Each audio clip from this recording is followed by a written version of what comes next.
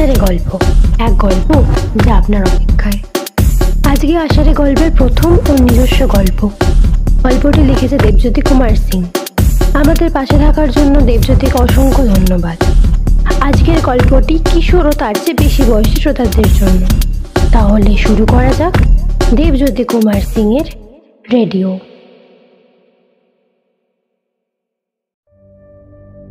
4 জানুয়ারি 1999। আজ ঘরের মধ্যে আবহাওয়া খুব খারাপ। মা আর বাবা দাদু দিদাকে যা বলল সেটা আমরা কখনোই আশা করিনি আর ভাবিও নি। তোমাদের কাছে আর 3 ঘন্টা আছে, নিজেদের যা আছে এর মধ্যে নিয়ে এই ঘরটা ছাড়ো। দাদু চুপচাপ দাঁড়িয়েছিল, যেন কোনো এক প্রবল ঝড় দাদুর ভিতরটাকে তছনছ করে দিচ্ছে, কিন্তু তাও দাদু একটা শব্দও বলল না। দিদার চোখেও জল দেখতে পেলাম, কিন্তু দিদা নিজেকে সামলে রেখেছিল। কিন্তু কেন কেন মা বাবা দাদু দিদাকে এই ঘরটা ছেড়ে যেতে বলছে? না আমি জানি, না জানে আমার দাদা রাজি।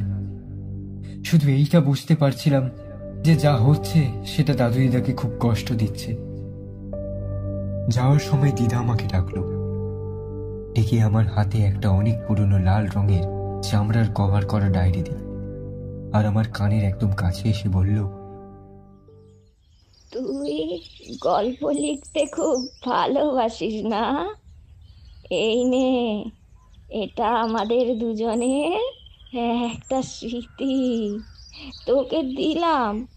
এটাতে লিখিস, আর হ্যাঁ, মনে রাখিস, গল্প শুধু কাগজে লেখার জন্য নয়, গল্পকে অনুভব করা যায়। ডায়েরিটা নিতেই আমার চোখে জল ভরে এলো। মনের মধ্যে একটা চাপা আফসোস যে আমার সেই চোখের জলের মাধ্যমে ফুটছিল। এরই মধ্যে দাদু দিদা ঘরের চৌকাঠ পেরিয়ে চলে গেল, আর সেই যে গেল, আর কোনোদিনও তাদেরকে আমরা আর দেখতে পেলাম না। 17 এপ্রিল 2024। 25 বছর পর আজ সময় অনেকটা এগিয়ে এসেছে। সেই ছোট্ট আমি আর রাজীব দাদা আজ কত বড় হয়ে গেছি। রাজীব দাদার তো বিয়েও হয়ে গেছে।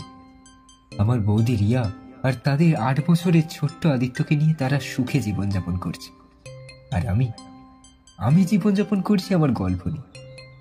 এটাই আমার দুনিয়া। এই গুণটা যদিও আমি আমার দাদুর কাছ থেকে পেয়েছি। হ্যাঁ, দাদুও গল্প লিখতে খুব ভালোবাসত। আজ দাদু দিদার সেই শেষ দেখা মুখটা চোখের সামনে ভেসে উঠেছে, যেদিন তাদেরকে এই বাড়ি ছেড়ে যেতে হয়েছিল। এখন আমার মা বাবাও পৃথিবীতে নেই। বছর 7 আগে তারা একটা অ্যাক্সিডেন্টে প্রাণ হারায়।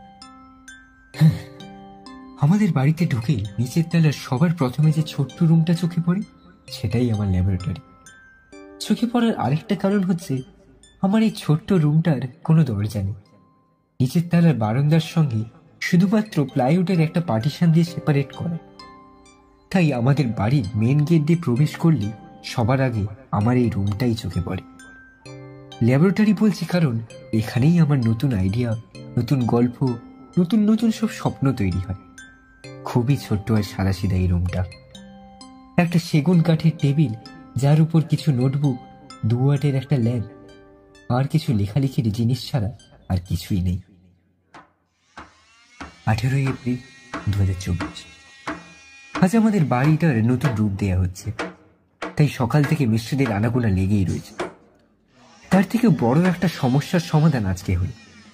আমাদের এই জলপাইগুড়ির গ্রাম্য ও পাহাড়ি অঞ্চলে জলের চাহিদা খুব একটা সহজে মেটে না।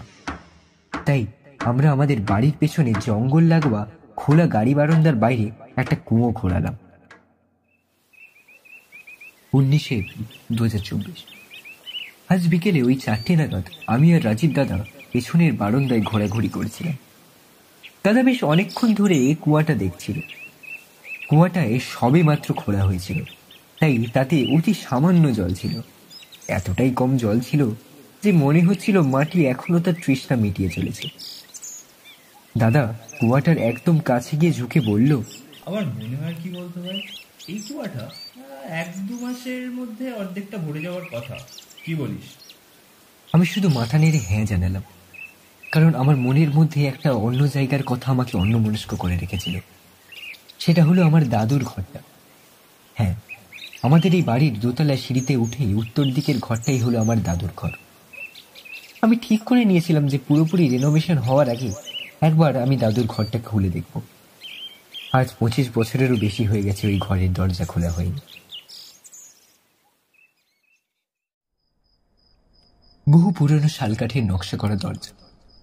দরজায় আস্তে করে একটু ঠেলা দিতেই বহু পুরনো অব্যবহৃত দরজার চিৎকারে ঘরের মধ্যেকার নিস্তব্ধতা ভেঙে গেল। ঘরের মধ্যে সবকিছু জিনিস যেন এখনো সেই 25 বছর আগের সময় রয়ে গেছে, যেমনটা দাদু রেখে গেছিল। ঘরের মধ্যে একটা বইয়ে ঠাসা বুকশেল, একটা ছোট টেবিল আর অনেকদিন পড়ে থাকা কিছু কাগজপত্র যেন কারোর অপেক্ষায় রয়েছিল। ঘরের একপাশে একটা ট্রাঙ্ক আর তার উপর অনেক দিনের ধুলো জমা একটা রেডিও ও একটি মাত্র ক্যাসেট পড়েছিল। রেডিও ও ক্যাসেটটা দেখেই আমার ছোটবেলাকার সেই স্মৃতিগুলো মনে পড়ে গেল, যখন দাদু এই ক্যাসেটে বৃষ্টির আওয়াজ রেকর্ড করত আর নিজে গল্প ডায়েরি লেখার সময় এই রেডিওতে বৃষ্টির আওয়াজ চালিয়ে শুনত। দাদুর বক্তব্য ছিল যে যখন বৃষ্টি হয় না, তখন সব কিছু শান্ত হয়ে যায়, শুধু এই মন আর এই হৃদয় কাজ করে, যা একটা লেখকের জন্য সব থেকে গুরুত্বপূর্ণ। আমার মধ্যে উৎসাহের এক নতুন পৃষ্ঠা খুলে গেল। এই রেডিও আর ক্যাসেট, যেটা দাদুর এত সুন্দর রোমাঞ্চকর গল্পের লেখার শক্তি ছিল, সেটা আজ আবার জীবন্ত হয়ে উঠতে চলেছে। আমি রেডিওটা নিজের কাছে রেখে দিলাম। নিজের ঘরে নিয়ে এসে একটু ঝাড়ফুঁচ আর মেরামত করে নতুন ব্যাটারি দিয়ে রেডিওটি সুইচ অন করে দিলাম। এত বছর পর এক ঘর ঘর শব্দে রেডিওটা যেন আবার জেগে উঠল। ওই দিন রাতে খাওয়ার পর আমি আমার নিজের লেখার ঘরে ওরফে আমার ল্যাবরেটরিতে এলাম। এসে দাদুর রেডিওতে ক্যাসেটটা ঢুকিয়ে উৎসাহ ভরা মন নিয়ে চালালাম। এক মুহূর্তের জন্য সব শান্ত হয়ে গেল। তারপর আবার একটু ঘর ঘর শব্দ করে বৃষ্টির টিপ টিপ শব্দ, মেঘের হালকা গর্জন ও হাওয়ার হালকা কিন্তু মধুর আওয়াজ ঘরের পরিবেশটাকে একদম পাল্টে দিল।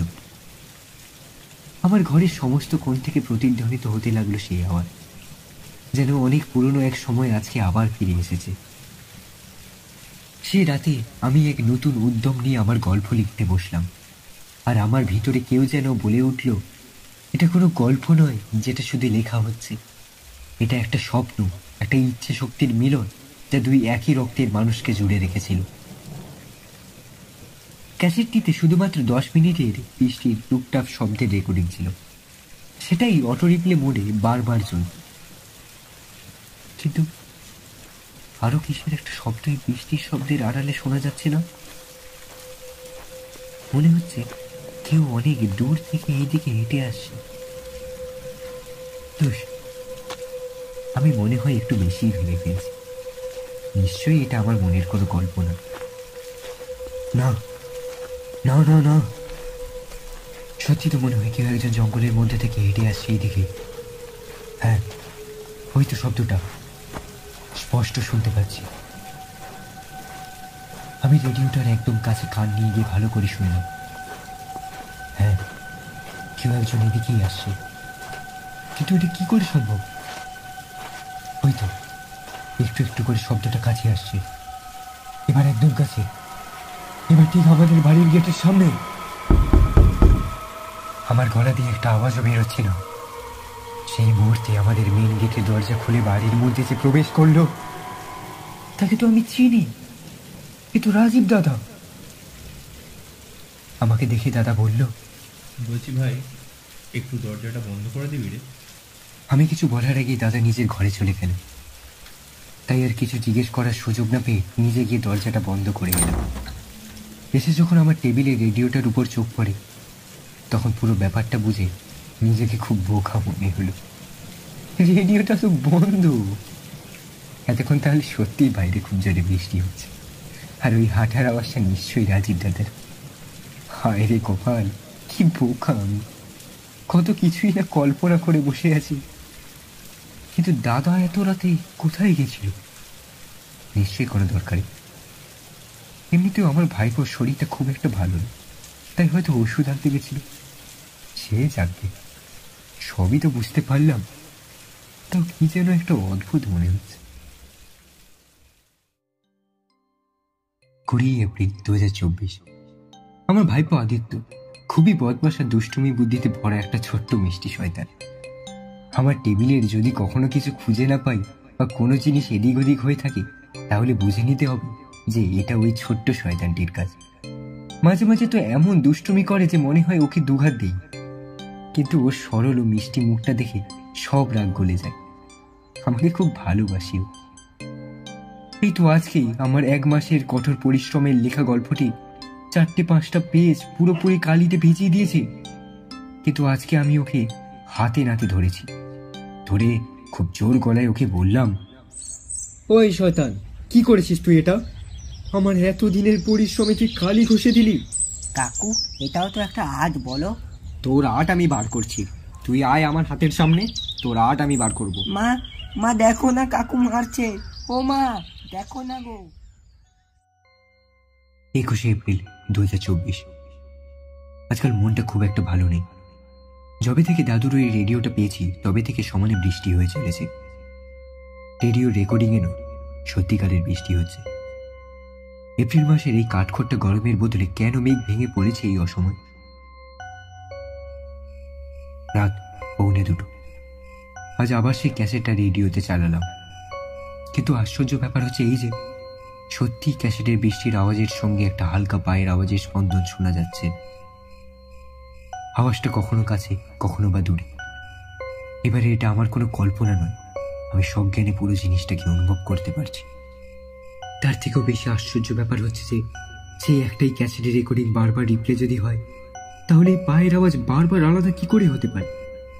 যারা কেউ জঙ্গলের দিক থেকে আমাদের ঘরটাকে ঘুরে ঘুরে দেখে যাচ্ছে, কখনো আবার ফিরে যাচ্ছে, কখনো আবার আসছে। যদি এটা কোনো নর্মাল ক্যাসেট হতো তাহলে তো এরকম হওয়ার কথা নয়। নিশ্চয়ই কোথাও কোনো একটা গড়বড় হচ্ছে। 26 এপ্রিল 2024। আজ 5 দিন ধরে আমি এই সব সহ্য করছি। রোজ রাতে সবার ঘুমিয়ে যাওয়ার পর আমি রেডিওটা চালাই। রোজ ওই একই শব্দ আমাকে ভয় পাগল করে তুলেছে, কিন্তু আজকে আমাকে জানতেই হবে এই রেডিওর রহস্যটা কি। কে রোজ রাতে হেঁটে বেড়ায় এই বৃষ্টির মধ্যে? রাত 1:45। আজকে আবার আমি ওই রেডিও ক্যাসেটটা চালিয়েছি, কিন্তু আজকে আমি সম্পূর্ণ তৈরি ছিলাম। নিজের মধ্যে সমস্ত সাহস জগিয়ে ঠিক করে নিয়েছিলাম যে বাইরে কে হাঁটি আর কেন হাঁটি তা জেনেই ছাড়। রোজ রোজ ওই একই ভয় মরার থেকে একদিন সাহস করে দেখাই যাবে। এতক্ষণে রেডিও বৃষ্টির আওয়াজ আর আসল বৃষ্টির আওয়াজের মিলন হয়েছে। সেই মধুর টিপ টিপ শব্দ আজ কানে তালা ধরানোর আতঙ্কের এক প্রতিধ্বনি হয়ে উঠেছে। 5 মিনিট হয়ে গেল, কিন্তু এখনো কিছু হলো না। হয়তো অবস্থা। এবারে আমি আর ভয় পাবো না। জানলার পাল্লা একটু ফাঁক করে দেখলাম বাইরে, কিন্তু যা দেখলাম তা দেখে শীতদারে এক শিহরণ ফিরে গেল। ওটা কে? এই মাঝ রাত্রি প্রবল বৃষ্টির মধ্যে ওটা কে? একটা লোক, কিন্তু শরীরের গরম দেখে তো অন্ধকারে বুঝতে পারছি যে কোনো চেনা জানা লোক নয়। এই মেঘলার পাশে নিজের অন্ধকারে মুখটাও দেখতে পাচ্ছিলাম। হয়তো ছায়ামূর্তিটা নড়ছে ওটা, এদিকেই আসছে, কিন্তু না, আবার ঘুরে গেল, ঘুরে উত্তর দিকের ওই শাল গাছটার কাছে গিয়ে দাঁড়িয়েছে। না, দাঁড়ায়নি এখনো, ঘোরাঘুরি করছে। ছাই কি ওই লোকটা? কেন ঘুরে বেড়াচ্ছে এরকম ছন্ন ছাড়া ভাবে? তাহলে কি তার ওটাই উদ্দেশ্য? আমাকে জানতেই হবে, কিন্তু কি করে জানবো আমি? হ্যাঁ, একটাই রাস্তা আছে, আমাকে বাইরে গিয়ে দেখতেই হবে ওটা কি আর কেন রোজ আমাদের ঘরের উপর নজর রাখে।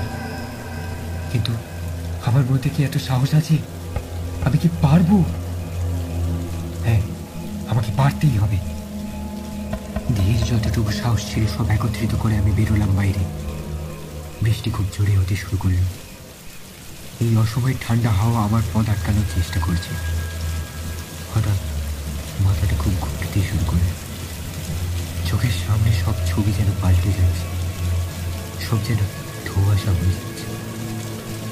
এক মুহূর্তের জন্য চোখের সামনে একটা ছবি ভেসে, একটা বয়স্ক মহিলা কারোর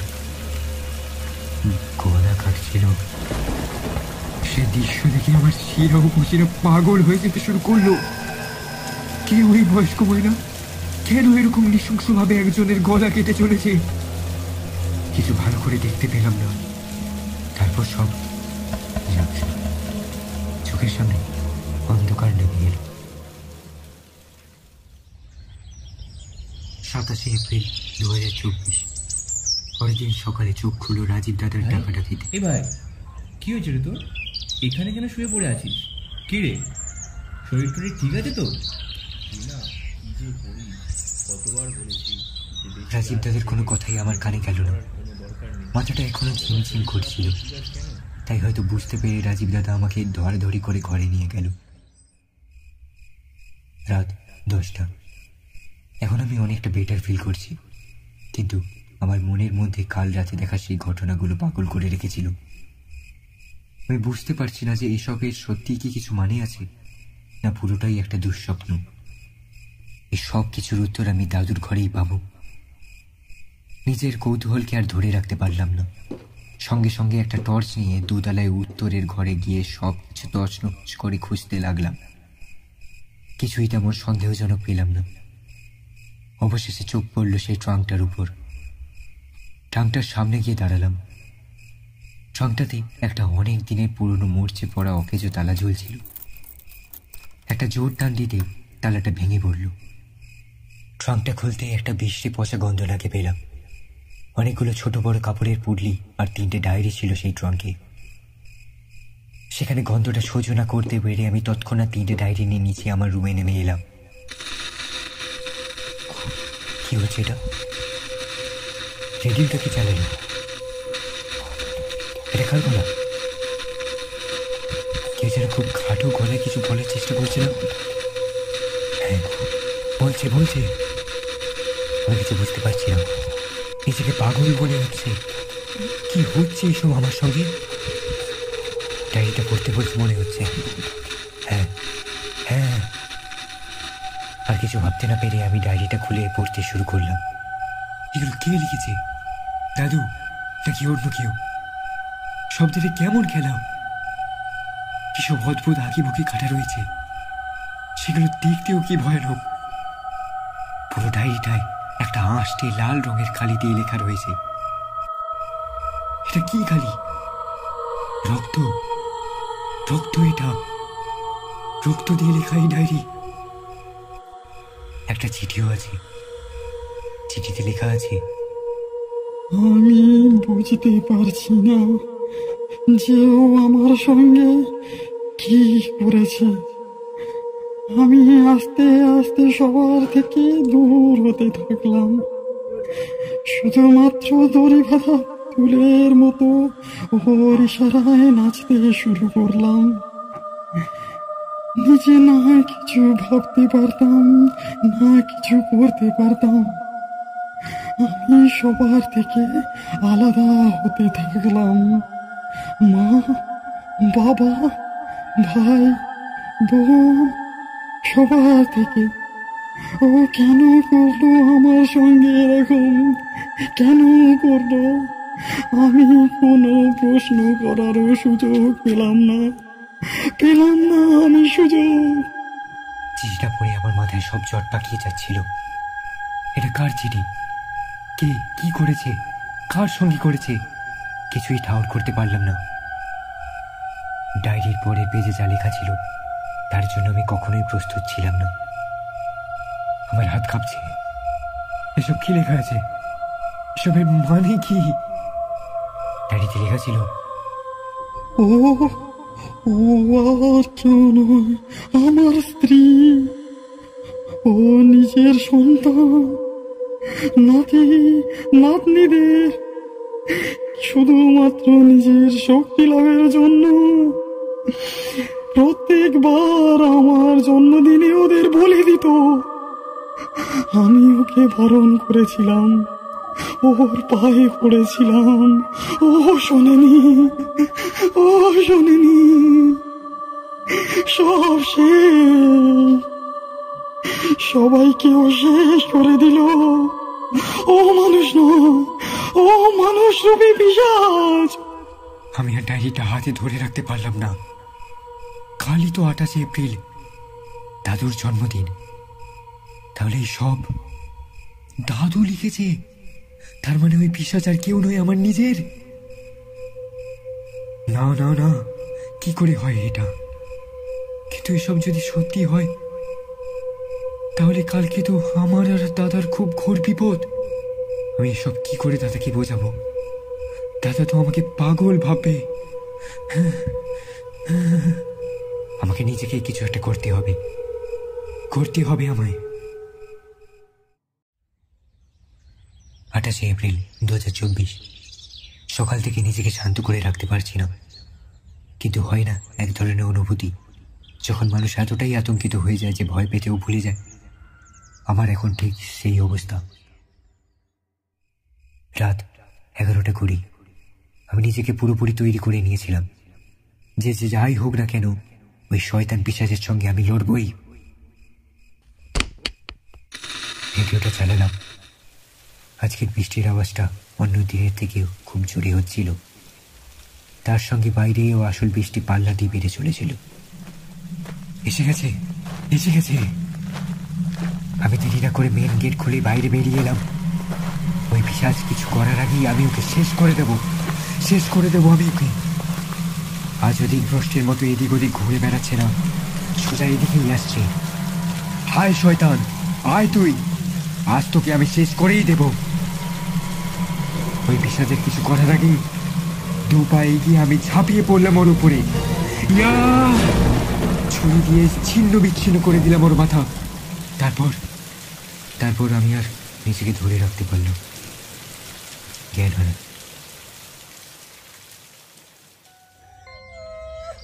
29 এপ্রিল 2024। চোখ খুলতেই আমি থ হয়ে গেলাম। আমি বুঝতে পারছিলাম যে আমি মেঝেতে শুয়ে আছি, আমার হাতে হাত করা, মুখের সামনে দাদা আর পুলিশ। ঘরে ওই কোণে কে যেন কাঁদছিল। বৌদি তো, ওটা কাকে ধরে কাঁদছে? আর চারপাশে এরকম রক্ত কেন? ভালো করে দেখতে সবটা বুঝতে পারলাম। আমি কি করলাম?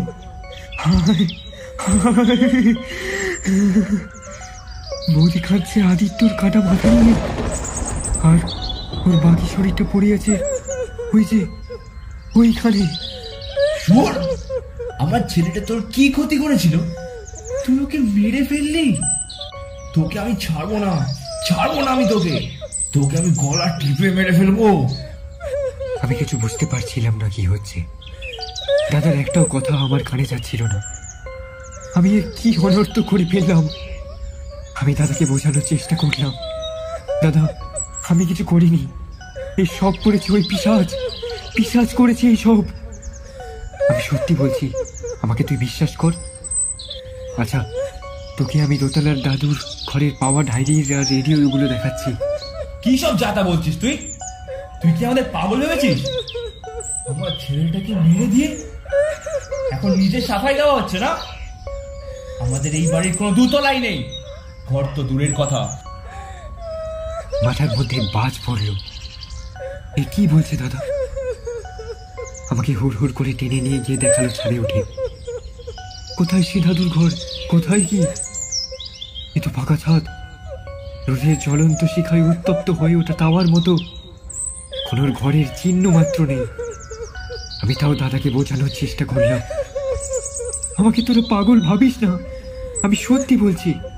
আচ্ছা হ্যাঁ, আমার কাছে দাদুর একটা রেডিও আছে। রেডিওটা যবে থেকে পেয়েছি তবে থেকে বৃষ্টি হয়ে চলেছে। হয় তুই নিজে পাগল, না হলে আমাদেরকে পাগল বানাচ্ছিস। আজ 3 মাস কোনো বৃষ্টিই হয়নি। দাদার এই কথাটা শুনে নিজেকে এবার সত্যিই পাগল মনে হল। তাও নিজেকে প্রমাণ করার শেষটুকু চেষ্টা করলাম। দাদা যত কি দেখাচ্ছি ওই অভিশপ্ত রেডিওটা। কিন্তু আমার রুমে গিয়ে দেখি কোথায় রেডিও, কোথায় কি? টেবিলের উপরে যেখানে রেডিওটা ছিল সেখানে এখন শূন্য স্থান। না আছে সেই 3টে ডায়েরি, না তার মধ্যেকার কোনো চিঠি। পুলিশ আমাকে টেনে ঘর থেকে বের করে নিয়ে এলো, কিন্তু যাওয়ার সময় একটা জিনিস লক্ষ্য করলাম, যে এই 1 সপ্তাহের মধ্যে কুয়াটার জল উপচে পড়ছিল।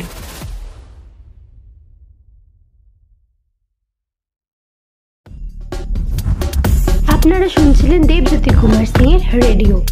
গল্প পাঠে গল্পের মুখ্য চরিত্রে ও আদিত্যের ভূমিকায় শুভজিৎ, বাবা ও দাদুর ভূমিকায় ধর্মেশ, দিদার ভূমিকায় মনীষা, রাজীব দাদার ভূমিকায় অরুণাশিস এবং গল্পের সূত্রধার আমি অনুষ্কা। এরকম আরও গল্প পেতে চাইলে আপনারা কমেন্ট করুন এবং সাবস্ক্রাইব করুন আমাদের চ্যানেল আষাঢ়ে গল্পকে, এক গল্প যা আপনার অপেক্ষায়।